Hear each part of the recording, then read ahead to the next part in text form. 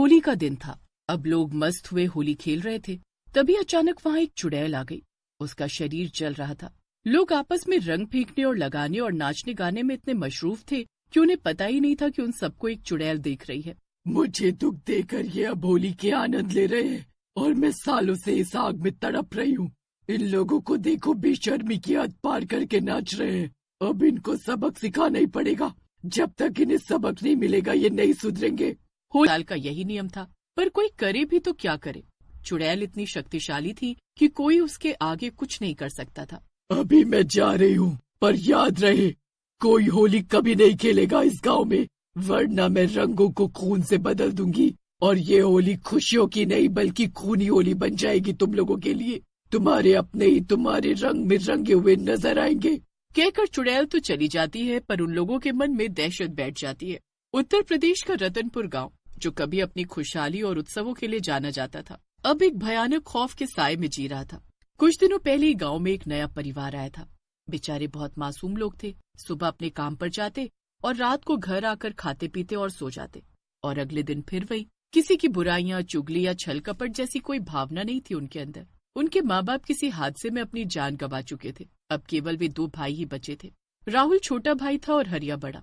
अपने माँ बाप के जाने के बाद हरिया ही अपने छोटे भाई का ध्यान रखता था, और वो उसे बहुत पढ़ाना चाहता था और उसे ये मजदूरी न करनी पड़े। भैया, होली फिर से आने वाली है। क्या इस साल भी हम होली नहीं मना पाएंगे?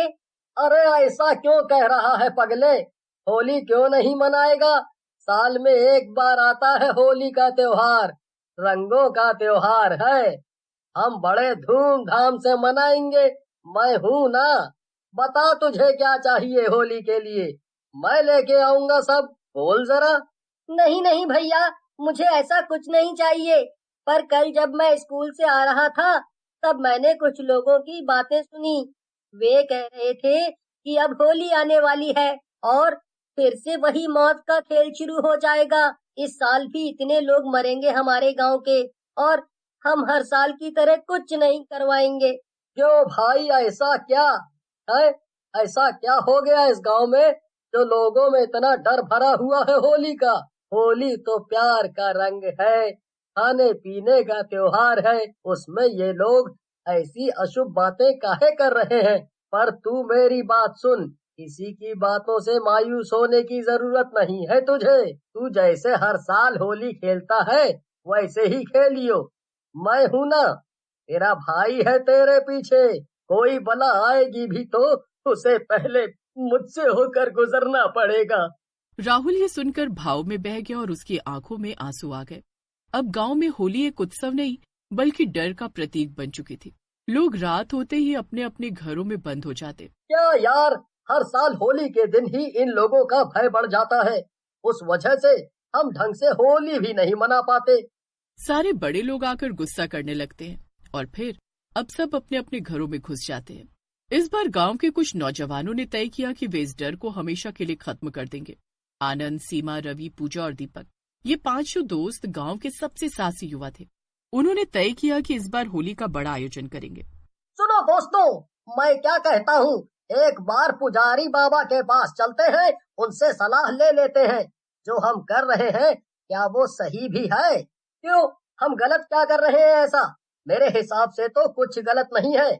हाँ, पर एक बार पूछने में क्या दिक्कत है? चलते हैं उनके मंदिर। वे लोग मंदिर में पुजारी बाबा से मिलने जाते हैं, पर वहाँ जाकर उन्हें पता चलता है कि बाबा तो 2 दिन से मंदिर आए ही नहीं। मंदिर में साफ सफाई करने वाले ने बताया कि उन्हें 2 दिन पहले देखा था। लेकिन अंकल, 2 दिन पहले जब वो आए थे तो कुछ कहा क्या उन्होंने आपसे? हाँ, उन्होंने होली से पहले होने वाले हवन की तैयारी करने के लिए कहा था। कह रहे थे कि सारी सामग्री और व्यवस्था शुरू कर दी जाए, जिससे 2 दिनों बाद जब पूजा करनी हो तो कोई विघ्न न आए।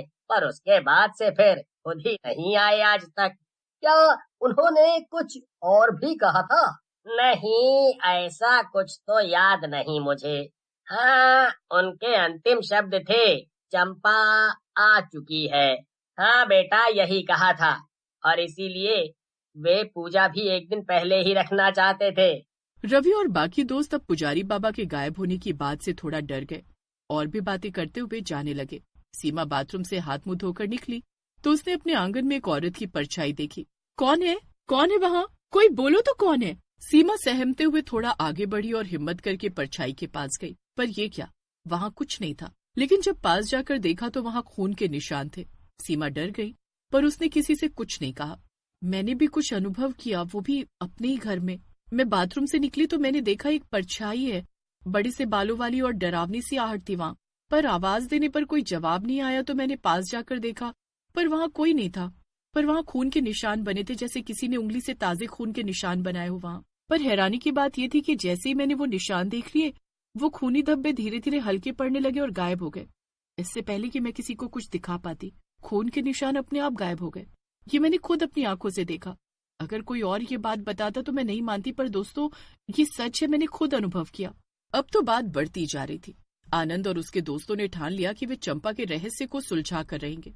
रात के समय आनंद, रवि और दीपक गांव के सबसे बुजुर्ग दादू जी, जो कि 90 साल के हो चुके थे, उनसे मिलने गए।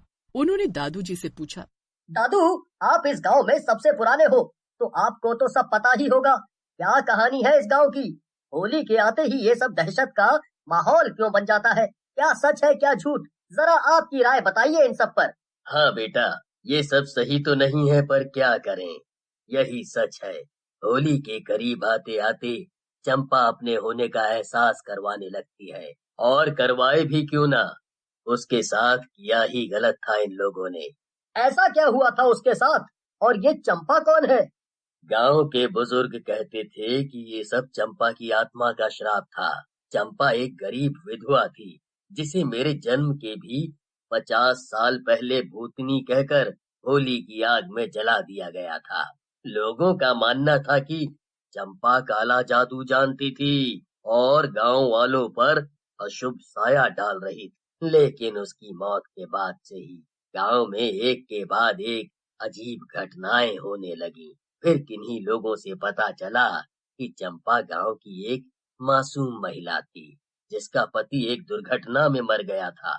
गरीबी के कारण वो दूसरों के घरों में काम करके गुजारा करती थी, लेकिन गांव की कुछ घमंडी औरतों ने पर काला जादू करने का झूठा आरोप लगा दिया, और गांव वालों ने बिना सोचे समझे उसे होली की होलिका में धकेल दिया। ये सुनकर सभी सहम गए। लेकिन अब आनंद और उसके दोस्त इस श्राप को खत्म करना चाहते थे। होली का दिन आ चुका था। गांव वाले डरे हुए थे, लेकिन आनंद और उसके दोस्तों ने गांव के चौक में पंडाल बनाया था होली खेलने के लिए। हवा में एक कर्कश आवाज गूंज उठी, रुको, इस बार की होली आखिरी होगी। आनंद और उसके दोस्त इस दहशत का सामना करने के लिए तैयार थे।